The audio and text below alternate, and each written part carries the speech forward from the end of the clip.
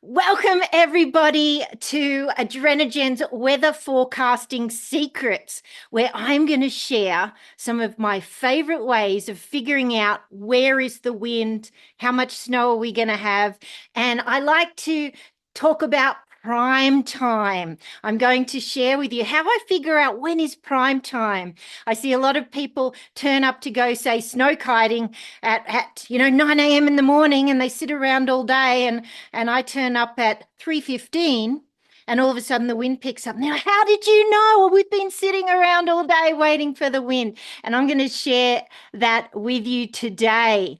So I'm going to get right into it, and I'm going to do two things today. I'm going to show you a slideshow, step by step, how to do it, and you can either screenshot it, but I'm going to send you the recording of this video for those of you who are watching live. Great to have you here. For those of you who are watching the replay, you'll be able to stop and pause. And I'll also send you the PDF of these slides. So don't worry about trying to remember it all. So I'm just going to jump on here and open up this PDF. And as I mentioned, I am going to be sharing with you, I'm going to introduce you to the Windy app today. I'm going to show you how to choose locations, and I'll show you how to choose locations that aren't in towns. They might be on certain aspects of the mountain even. And I'm going to introduce you to my girlfriends, the supermodels, right? I'm not too nerdy if I've got supermodels as friends, but you will get into more of that. So how does the Windy app work? Well, it takes all its data from weather sensors, and it puts all of that information into a computer, and then it can spit out forecasting. They can try and predict a certain amount of days ahead what the wind is going to be doing, what the snow is going to be doing. But as you all know, anybody who loves forecasting like I do, you're going to know that they don't always get it right. And it's really difficult sometimes, especially when we're only watching one weather channel or looking at one weather app. How do we become more accurate to figure out when is the best time to go and do our sports?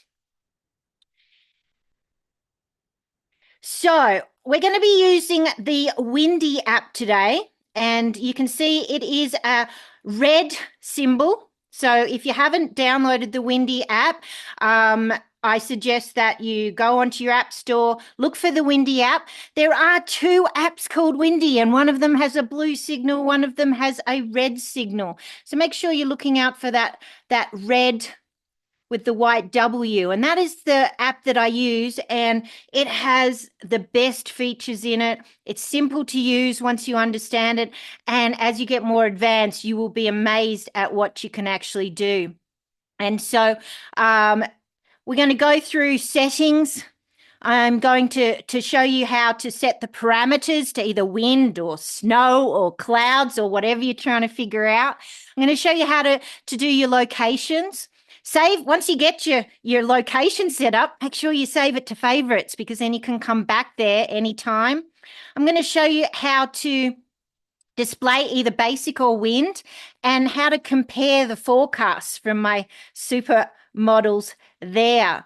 So we go to the menu in our Windy app, and that's where we are going to find all of the options. So you're looking for those three little lines.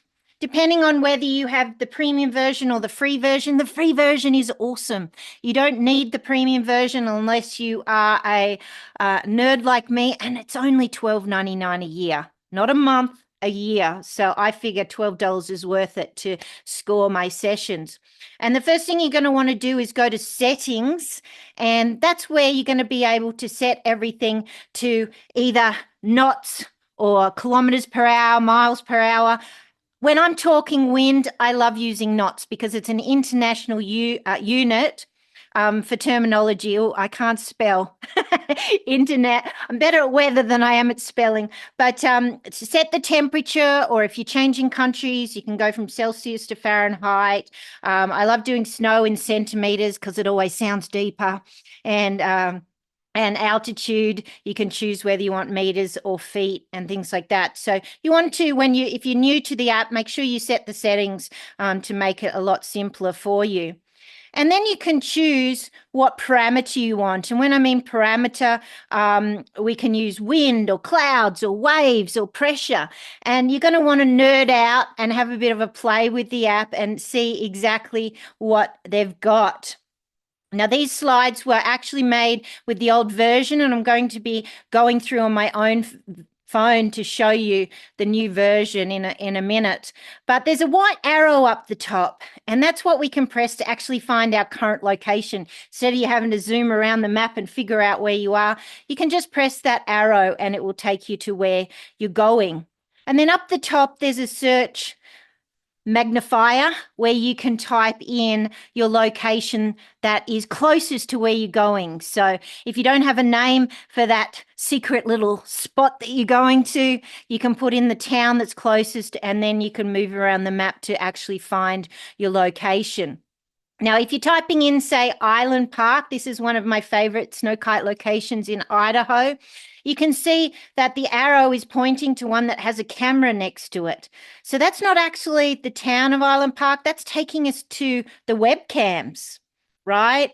And there's multiple webcams. So you can see that there's 2 island parks with a camera next to it. Sometimes you'll also see ones with a flag next to it, which are airports. Or sensors. So you want to be aware when you're searching for a location that you can either choose the town or the airport or the webcams or the sensors, and you'll get a different reading.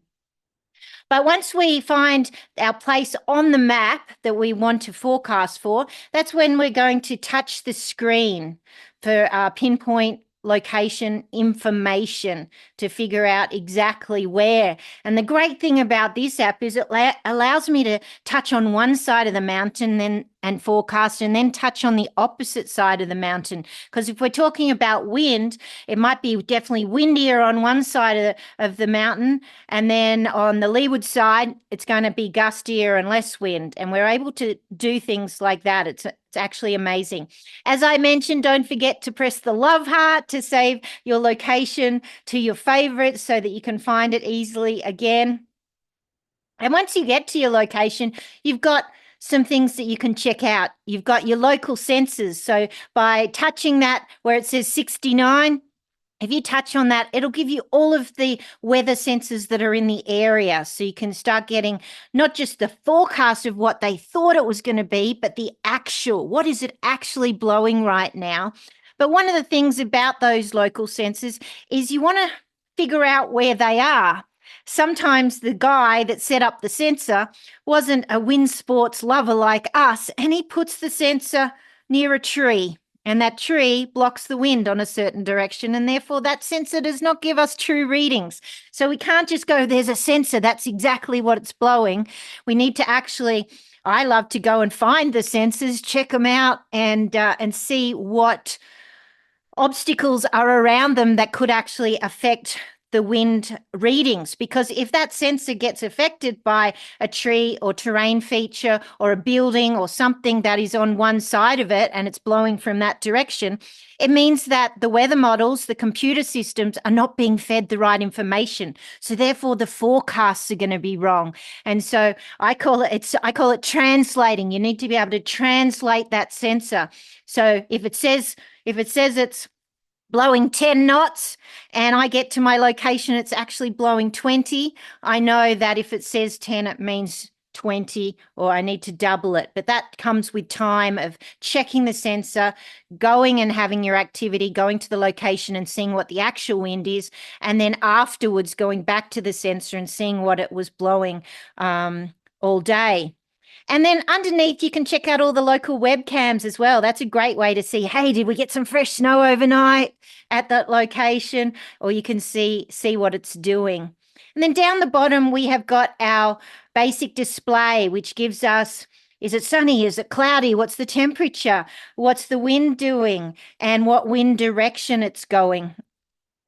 And down the bottom, you can change between waves, wind, meterogram, just like we did originally in the settings. This is another place that you can easily, once you're at a location, switch between different weather models or different elements that you're trying to forecast. And so, who are the go-to girls for forecasting wind, apart from me? They are the weather models, and depending on your location, you're going to have 6, sometimes even 7 different weather models. And what that is it's a computer system. Some of them are in Europe, some of them are in America. They're different private companies that collect all the data from the sensors, and they come up with their own forecast. Now, some of these companies actually team up with different weather apps. So if you go to one weather app, it might only be giving you the GFS, and therefore you are only getting one computer model's forecast. And that's okay if the GFS tends to be accurate in that one area. But I love to see a graph with all 6 or 7 weather models on it so I can actually compare them and see if they're all in agreement or not. And so I'm going to show you in a second how to turn the app to give you all the different weather models, and then you can actually see them all in a graph and see if they're in agreement or not. They have some great colors, so we can see if they're all blue or all green or all white, which means no wind. And we can see if they're in agreement of weather direction, weather speed, wind speed. You can see on these two here, the weather models. We can see the one on the left, which is from Florence, Oregon, in the summertime, where I like to go kite surfing in the waves. This is a great spot. We can see that between 2 and 8 o'clock, there's quite a lot of green.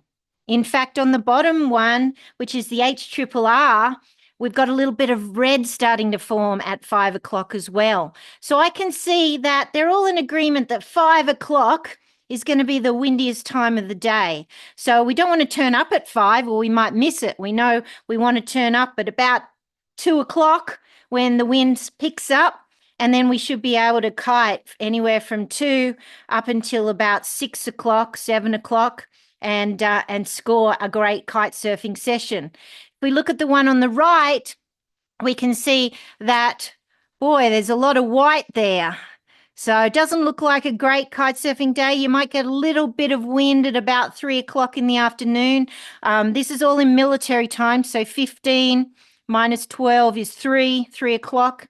So 3 o'clock in the afternoon, we can see a little bit of blue there. So you might be able to fly a trainer kite, or if you've got a really big 15-meter kite, you might be able to get them up. They're guessing somewhere around that 6 to 7 knot mark. But it doesn't look like an epic day. We can also see that if we look in the graph above there, where you can see a circle and all the lines, on the one on the left in Florence, they're all in a similar direction. Whereas the one on the right, one of the weather models says it's coming from the northeast. The rest are saying southwest. They're not in agreement. So I'm not going to be super confident of saying we're going to score a session that day because the weather models are really not in agreement there. So I'm just going to stop sharing there, and I hope you guys are kind of following this. And as I mentioned, you'll be able to watch the recording back, and I'm going to give you a copy of those slides. But what I figured out to do today, to do on Zoom, is I can actually share my phone with you. And I'm just going to take you through all of that. So let's just make sure we can see the phone. Oh, there we go. You can see all my favorite apps there. And I'm going to go to Windy and touch the 3 lines. And so this is the modern version. We can see that up the top there, I'm on the premium version. We've got settings, the find my location, the hurricane tracker. Underneath that, we can either have all of the weather elements, or we can be specific on one. I like wind, so I'm gonna touch the wind symbol there. There we go. And it's going to give me 4 different options for wind. I can either have just general wind. I can be looking at gusts. And as snow kiters, we want to check the gusts because if we get a gust that is stronger than the kite we've put up, that can be dangerous. So we always sort of want to have a look at what they're forecasting could be the highest gusts of the day. And we've got wind accumulation. That helps with avalanche forecasting, how much wind has been accumulating in an area that could be creating wind-loaded slopes, and maybe there's been a lot of wind and the snow's going to be wind scoured. So that can give us a bit of an idea of, is our snow wind affected? And then we've got pressure as well. If we're going just below that, we can see we've got the altitude, and I can move the altitude up and down, and therefore that will show me, the pilots are using this a lot. In fact, the helicopter pilots up in Valdez, Alaska, they use the Windy app, and that gave me a lot of confidence to know that this is a serious weather app, and pilots, paragliders, anybody who's using wind tends to be using this app. Now we can see that the webcams is turned on. I'm just going to turn that off.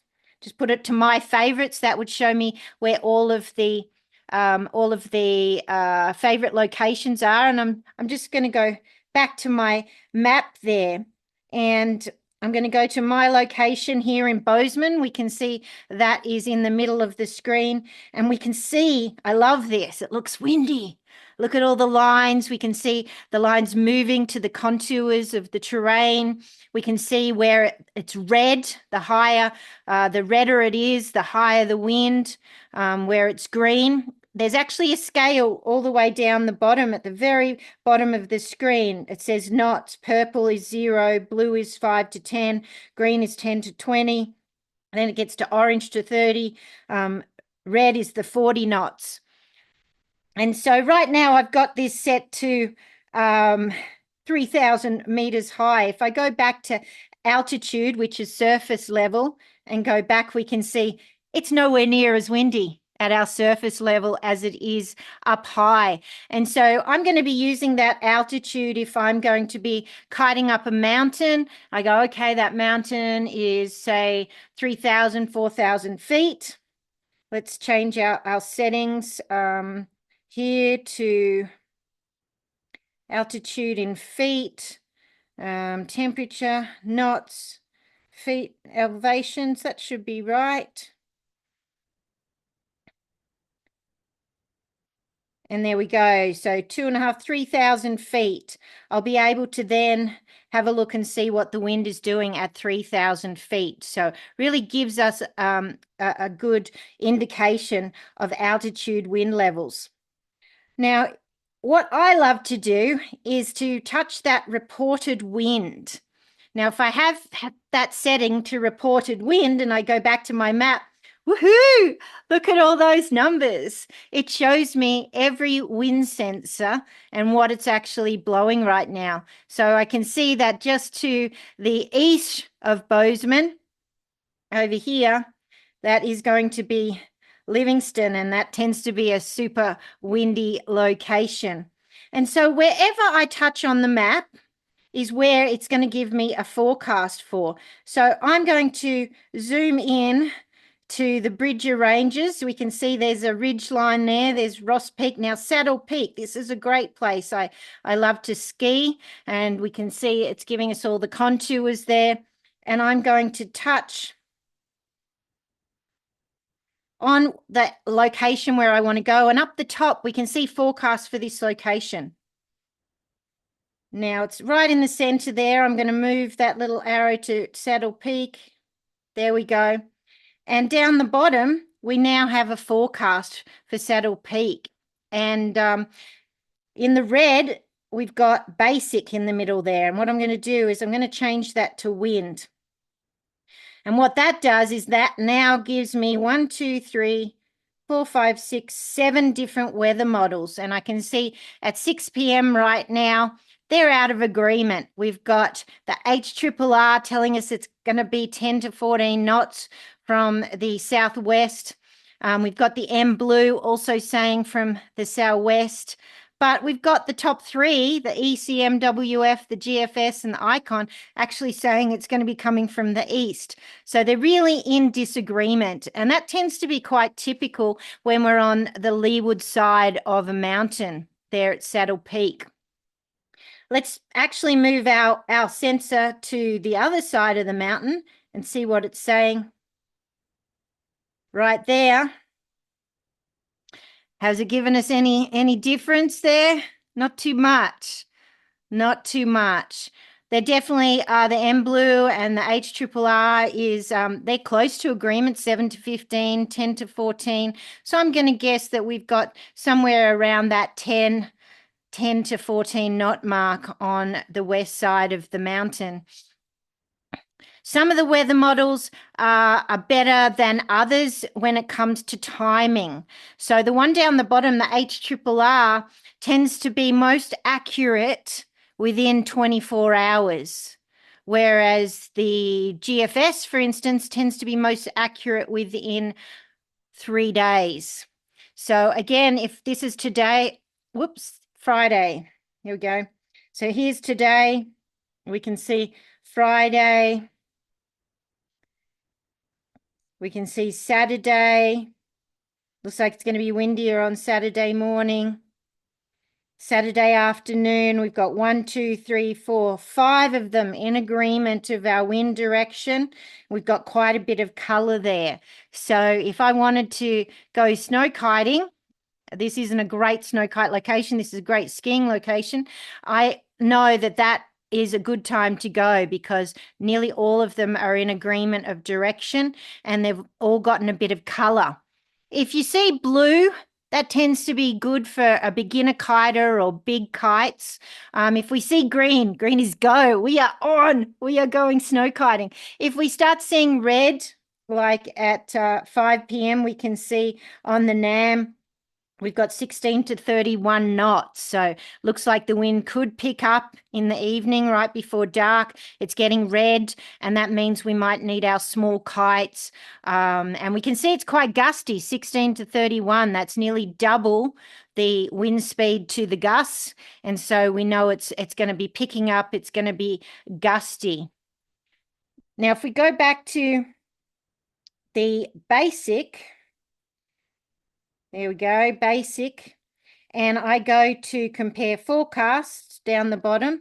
That's now going to actually tell us what the weather is doing as well as the wind, which is kind of nice. So we said that on Saturday afternoon, it was looking like we might have some good wind.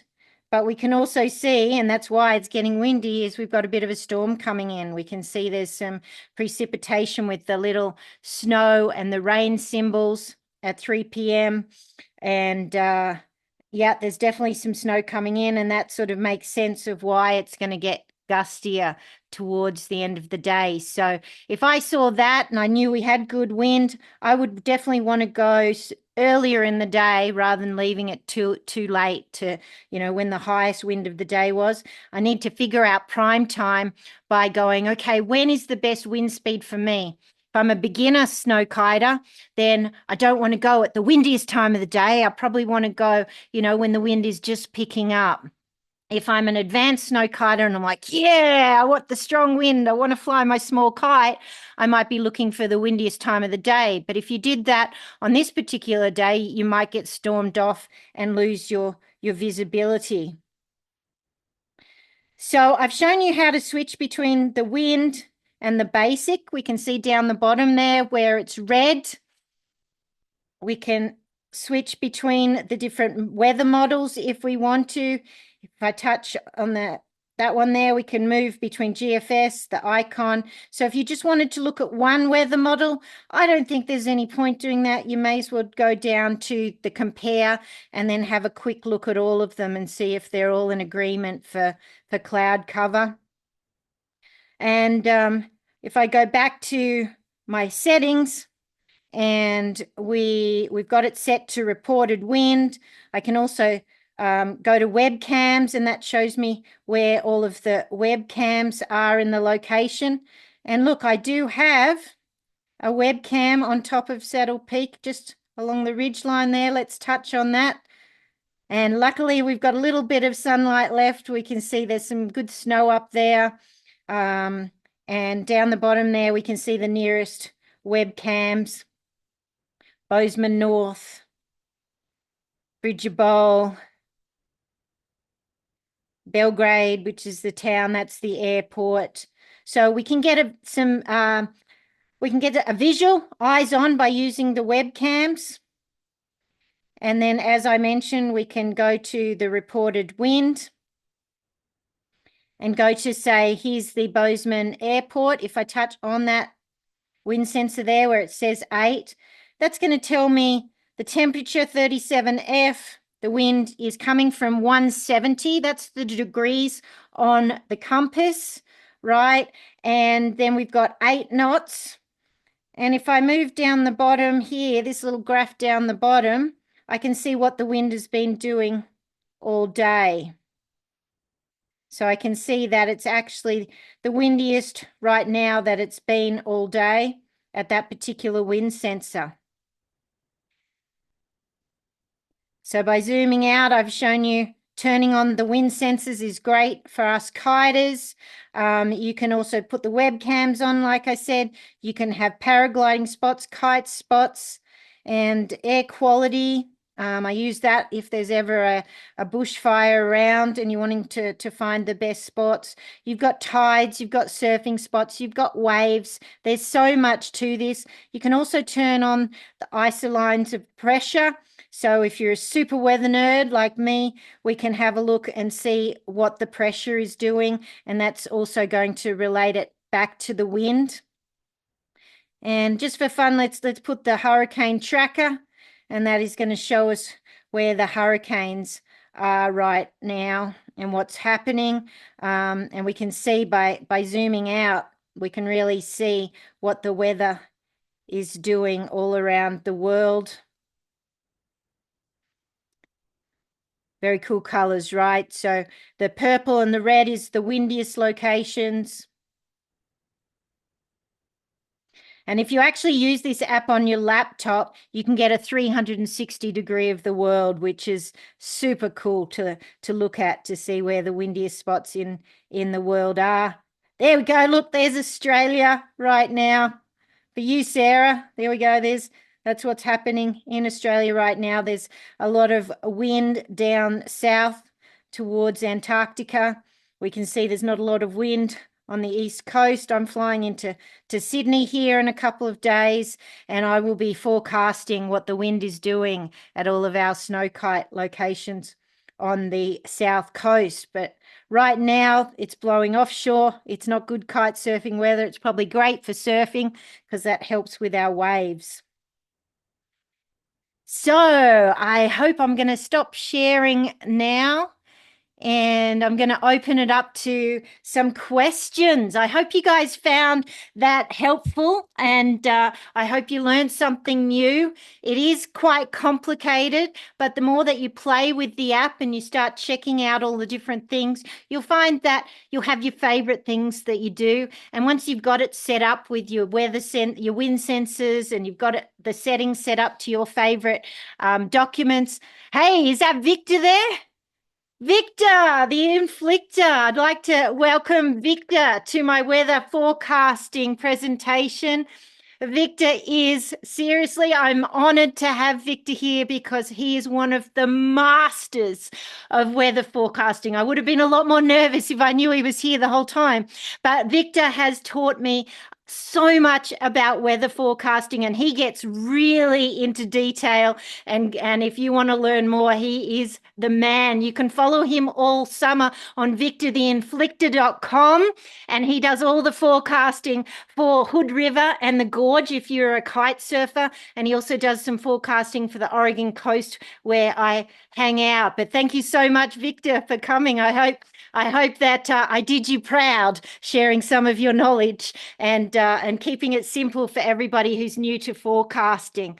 So thanks to everybody who watched the presentation. I hope you've enjoyed this, and I'm going to open it up to some questions.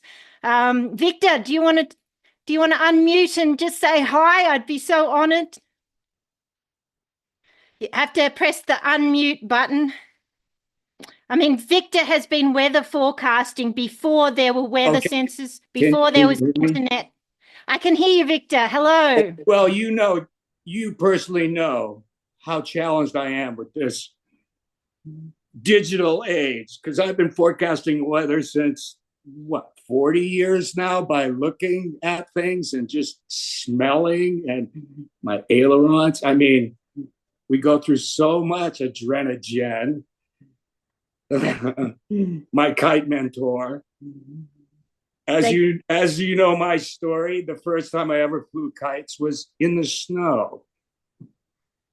But anyway, my question is I just chuckle when you show all the models.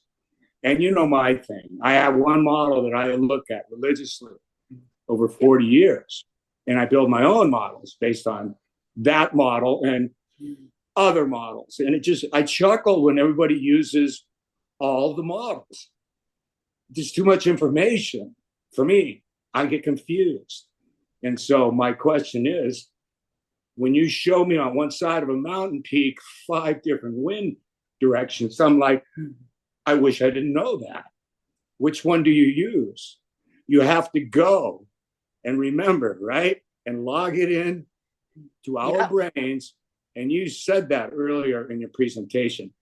Well, I windsurf said it was going to be 20 at Rufus, right? And we go out there and well, it's not, and it's from the wrong shitty direction, you know. And I go out just to go out and get in the water and not just sit on the beach. Okay, this is what it was like. I go home and I remember. And so pay attention to this girl for mountains. Thank you, Victor. I appreciate that. And I think you and Steve taught me this Yes, saying long ago, you never know unless you you go. go. There And you we go. can we can try and guess by all of the forecasts. And Oh, Victor yeah. has been doing this for so long. He has his favorite weather models because he's looked at them for so long. He knows which one's going to be right.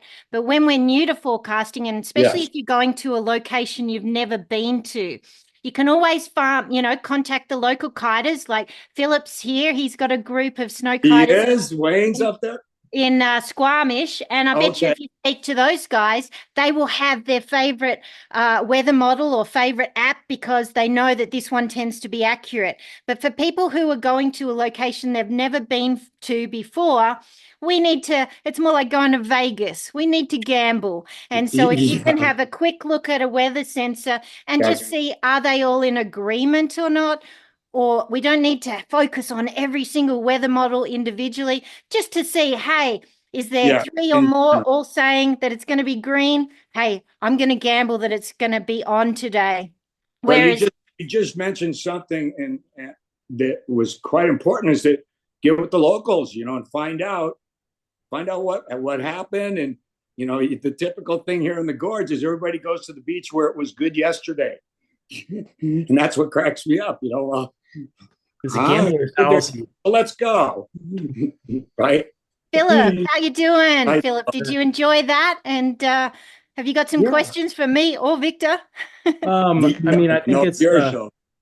I think it's a really good. I mean, in my experience, and something that, at least from your presentation, that you're missing is elevation is a critical component of all this. Yes. And when you're talking about like clicking on the lee side versus the windward side of the mountain, none of the models that you're looking at have the resolution to give you that type of information. So like the highest, like the HRR, I think is a 3 kilometer mile No. model. So that means that you have a single point there's a data point every 3 kilometers in that whole entire model. So when you're looking at that model and you're clicking on one side of the mountain versus the other side of the mountain, Uh-huh. what Windy is doing is interpolating between the 3 kilometer weather data points. The other thing that you're looking at too is if you're looking at Saddle Mountain, for example, I looked it up, it's like 3,000 meters or so. Yep. The HRR for that particular spot is at 2,300 meters. So if you're looking at your ground wind, that forecast grid is missing the top 600 meters or so because it's smoothed the terrain out. Mhm. That's So that's really interesting and advanced, Philip. I can tell you are really good at yeah, forecasting, and as I you like it. mentioned, a I weather like a weather nerd. And I could get more into it like that, but I was trying to keep it simple. sure, yeah, Hey, for people like Sarah up there who's just getting into the sport and learning. But I can also tell you that I do that in Alaska, and when I'm going okay, snow kiting in Alaska, I might be covering an area that is more than 3 kilometers. And I do find that doing that does help me sure, absolutely, determine determine that. And I have found that I show people how to move the altitude button there in the beginnings, and sure, that's really important to sort of have a look at, absolutely, especially if you are, going up mountains and things like that. But I've found that normally if you touch on the mountain at a certain altitude, it changes the altitude and it's giving us the wind speed at that altitude. It's not actually giving us the okay, ground level. So I would need to look in more into that, but that's what I've over the years, especially in Valdez, sure, Alaska. And I did tell you I was going to do Valdez, Alaska, and I didn't. I kept it basic, just keeping close to home. Um, sure, yeah, but definitely, it's something just to gather information. We can't rely on any of it as being 100% accurate, but the more information that we can gather and is going to help us make our decisions. But the only way to know for sure is to actually go to that location multiple days. And like Victor said, you only know if you it. go. Yeah. And then what I Right. used to do is after my session, I would go back and I would write down what I felt. Hey, I was on a 7 meter kite. It was blowing 20, 25 knots from this direction. The sensor said this. This is the actual. And then I can start translating and I can start working out which weather model is actually more accurate. But we can't do that. If we're going on holidays for a week, we haven't got time to gather that amount of information. And so we do need to either contact the locals or take a guess based on as much information as we can sort of gather. So I'd love to hear from Sarah as somebody new to snow kiting. How did you find that presentation? Did you learn some stuff? Have you got some questions? I thought it was great. Um, yeah, basically just I just need to get on the app and have a play with it, and probably we'll have to come back to the webinar to remember where all the buttons and that were. But yeah, pretty much just I need to have a play with it and have a look at it. And I've got it, but I've just never really used it because I didn't know how to use it.